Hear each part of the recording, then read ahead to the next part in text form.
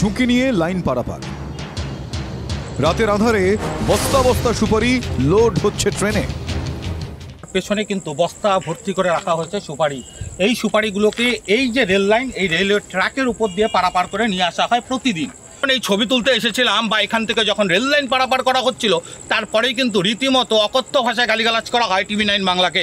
এমনকি হুমকির সুরে কথা বলা হয়। স্বাভাবিকভাবে প্রশ্ন উঠছে, কি করে GRP RPF এর আধিকারিকরা থাকা সত্ত্বেও এই স্টেশনে এভাবে বেআইনি কাজ চলছে। সুপারি পাচার রুখতে সড়কপথে ধরপাকড় চলছে। শনিবারই সুপারি বোঝায় দুটি পিকআপ ভ্যান আটক করেছে পুলিশ। তবে কি রেলপথকে পাচারের সেফ করিডর হিসেবে ব্যবহারের চেষ্টা চলছে?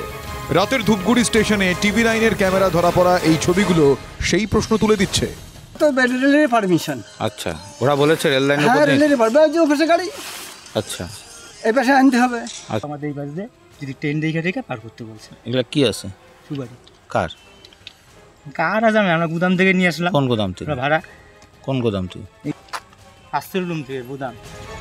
শ্রমিকরা প্রবল ঝুঁকি নিয়ে সুপারি বোঝাই বস্তা নিয়ে রেল লাইন পারাপার করছেন। সব দেখেও কি চুপ RPF GRP?